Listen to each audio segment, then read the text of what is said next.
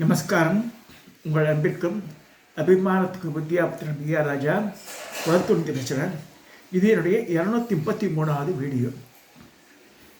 இந்த வீடியோவில் என்ன பார்க்க போகிறோம்னா, அம்பிகைக்கு உண்டானது 2-3 வீடியோ அப்படியே வரப்போம். அதாவது அம்பாளுக்கு என்ன நெய்வேத்தியம், அம்பாளுக்கு என்னென்ன அணிகலன்கள் சாத்தி அழகு பார்க்குறது, கோவிலுக்கு வாங்கி தருவா, சில பேர் ஆற்றுலேயே விக்கிரகம் வச்சு பண்ணுவா. ஸோ எப்படி இருந்தாலும் அம்பாளுக்கு இந்த அணிகலன்கள்லாம் சாத்தணும்னு சொல்லியிருக்கு. ஸோ அம்பிகைக்கு உண்டான அணிகலன்கள் என்ன பார்க்க போகிறான்.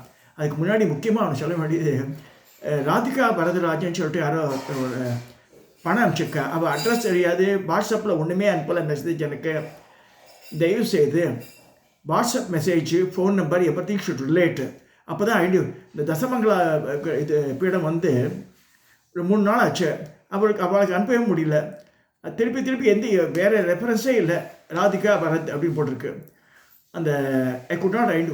யாராவது இது மாதிரி இருந்தால் ஃபோன் பண்ணி பேசுங்க எனக்கு. ஏன்னா அவளுக்கு நின்று போச்சு அது. தயவு again I repeat, Radhika Bharatharajan இருக்குது பேர். ஸோ அவள் பணம் 1600 அமைச்சிருக்கா ஒரு தசமங்கலா பீடத்துக்கு. அவள் என்னை கான்டாக்ட் பண்ண வேண்டிக்கிறேன். இப்போ கம்மிங் டு சப்ஜெக்ட், அம்பிகைக்கு உகந்த அணிகலன்கள்.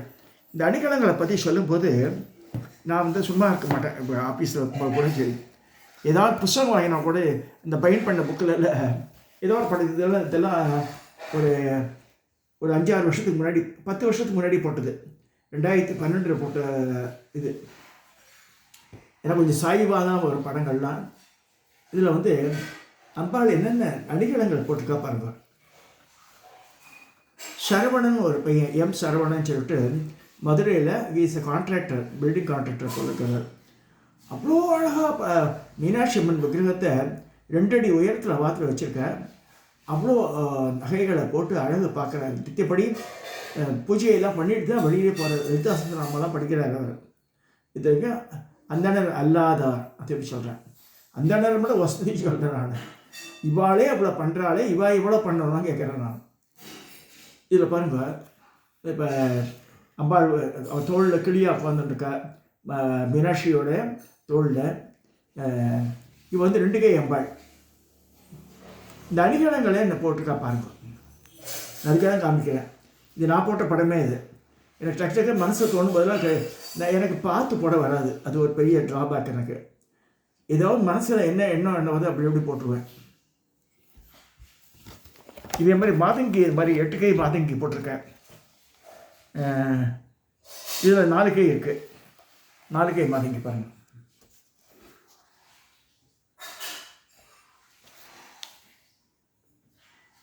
வீணை இருக்குது, பாசாந்தோஷம் இருக்குது, கையில் வாள் வச்சுட்ருக்க.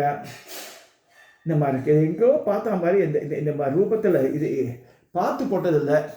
இந்த கற்பனையான ஒரு மந்தம். அது கையில் கதை வச்சுட்டுருப்பா மாதங்கி. அது மாதிரி அந்த படம் பார்த்தேன். So I have added some more இது டீச்சர்ஸு. ஸோ இப்போ வந்து கம்மிங் டு நம்ம அணிகலன்களை பற்றி பார்க்கலாம். அம்பாளுக்கு எது பிடிச்ச அணிகலன்கள், எது அலங்காரம் பண்ணும்போது யூஸ் பண்ணுறதுன்றது. இப்போ வந்து நவமணி மகுடம், அதாவது மாணிக்க மகுடாகார ஜானத்தர விராகிதான்னு வருது. மாணிக்க சகப்புகள் இருக்கணும். மகுடம் முகுடம் 2 பாடபேதம் இருக்குது. அது வேறு.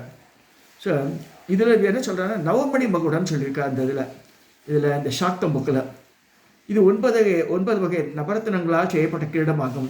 குருவிந்தம் என்ற சிவந்த மாணிக்க கற்கள் வெளிச்சியாக பதிக்கப்பட்டது அப்படின்னு சொல்லப்படுது. அடுத்து,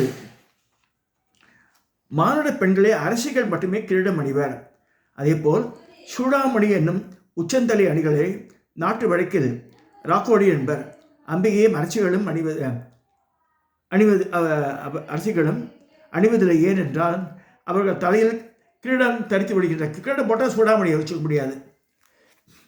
அடுத்தது, வீதி உலாவின் போது நவராத்திரி போன்ற விழாக்களிலும் அம்பிகையின் பின்னலங்காரத்தில் நாகத்துன்னு இருப்பார். இல்லைன்னா ஜடை நாகர் பேர். அது வச்சு பண்ணி விடுவாள். பின்பக்க அழகு பார்க்கறதுக்கு ஜடை நாகம். அடுத்து,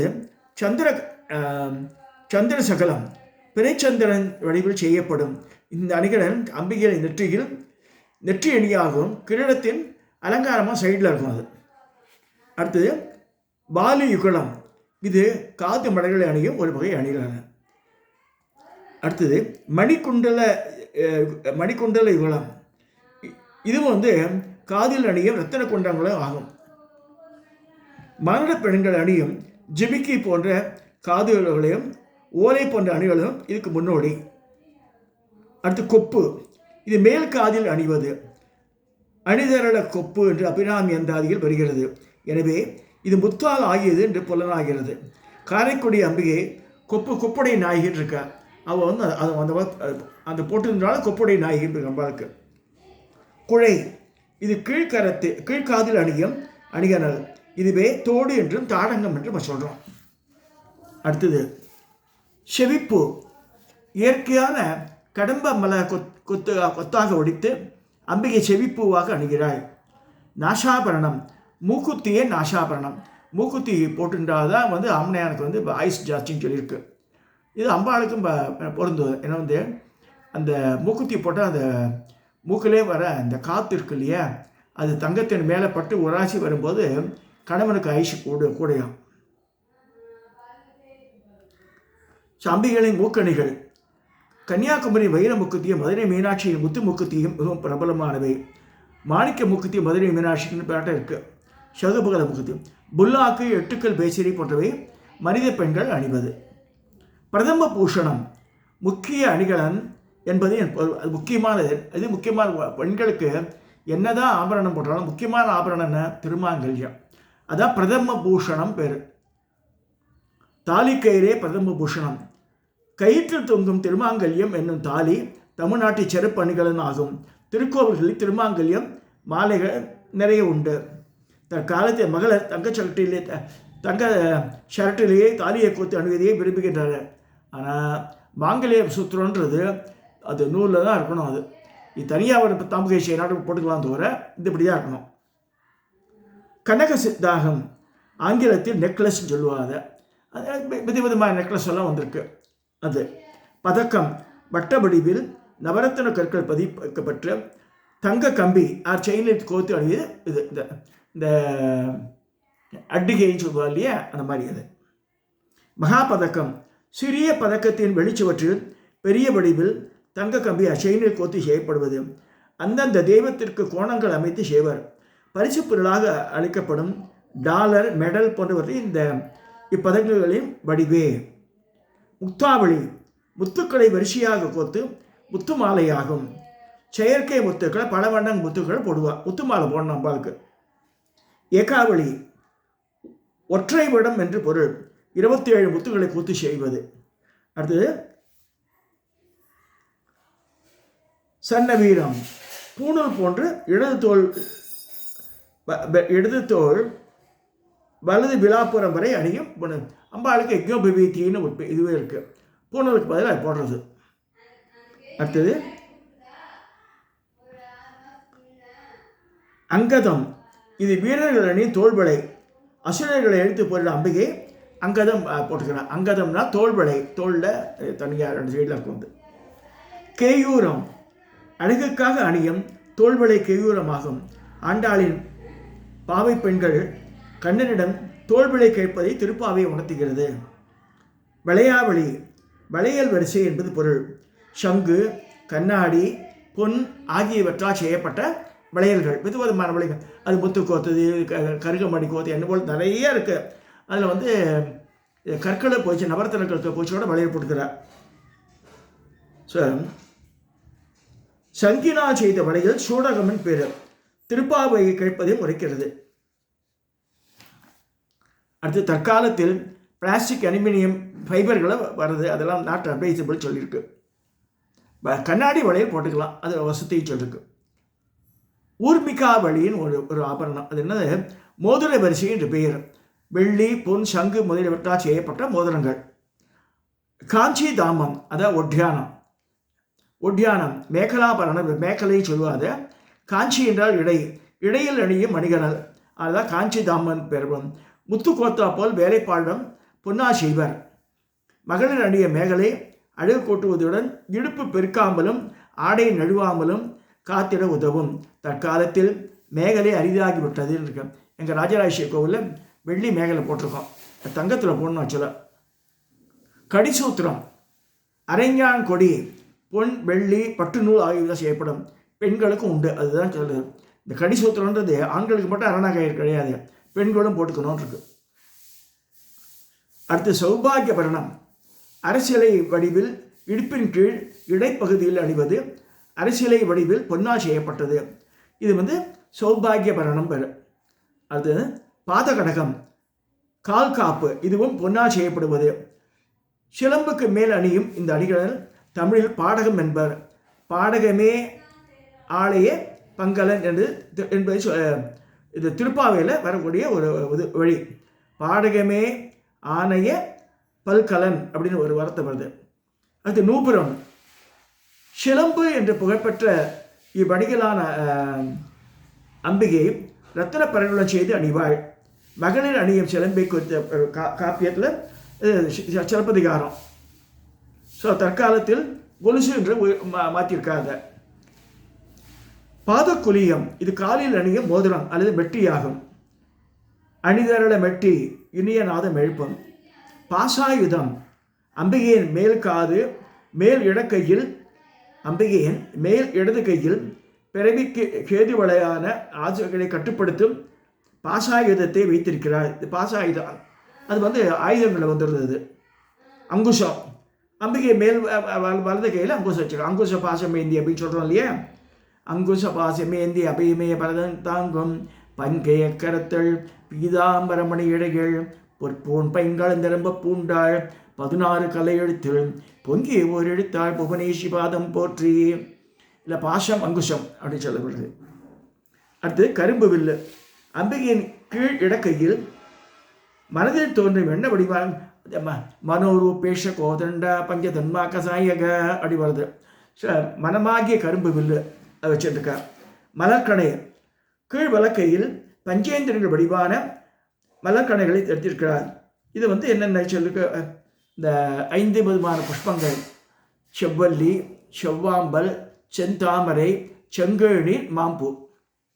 அது ஸ்ரீமன் மாணிக்க பாதுனம் ஸ்ரீமன் மாணிக்க பாதுகை. இது சிவப்பு ரத்தனம் பதித்த அம்பிகையின் காலணிகள் ஆகும். பொதுவாக அணிகலன்கள் மாதங்கி வடிவில் வீணை, மீனாட்சி வடிவில் கிளி, காயத்ரி வடிவில் பால்கிண்ணம், சாகம்பரி வடிவில் காய்கறிகள், வாக்பாதினி வடிவில் புஸ்தகம் என்றெல்லாம் சிறப்பாக கூறுவர். இவ்வணிகலன்களையும் பொன்னால் செய்வது அலங்காரம் பண்ணுவான்னு போட்டிருக்கு. இந்த மாதிரி இவ்வளோ விதமான ஆபரணங்கள் ப்ளஸ் இந்த ஆயுதங்கள்லாம் அம்பாளுக்கு இருக்குது. அப்படி தான் உருவப்படுத்துக்கணும் நம்ம.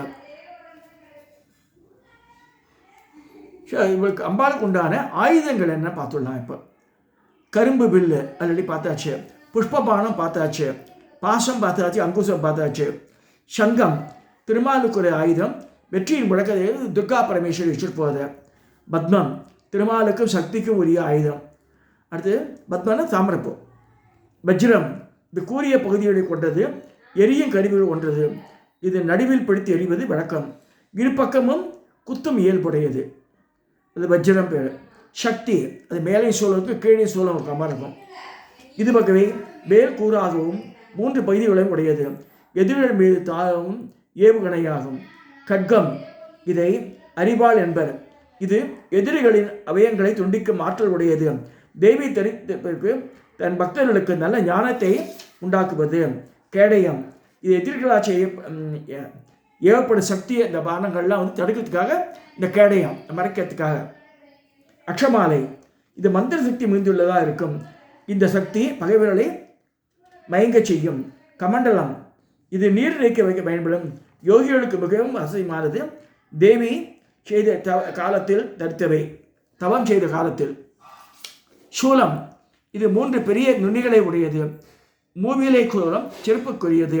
கபாலம் பல கோடி பிரம்மர்கள் அழிந்த போதிலும் என்றும் நிலையாக இருக்கக்கூடியவர் சிவன சக்தியுமே உணர்த்துறது. இது துவஜம் கொடி இது வெற்றிக்கு அடையாளமாக கேட்கிறது. டமருகம் உடுக்கை என்ற வாத்தியம். இந்த டமடமடம் சொல்கிறா இல்லையே, அது இந்த கருமாரியம்மன் தான் வச்சுருப்பாங்க.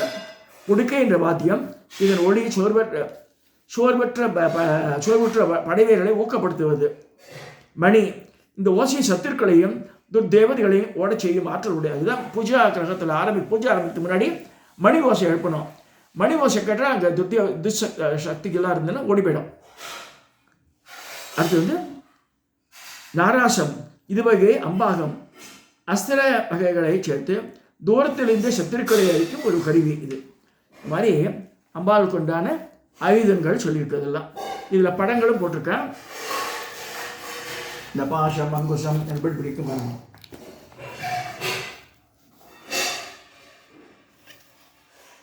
இந்த கை செஞ்செல்லாம் அதில் இருக்குது. இந்த வஜ்ரம் என்ன, சூலம் என்ன எல்லாம் கொடுத்துருக்காங்க பாருங்க.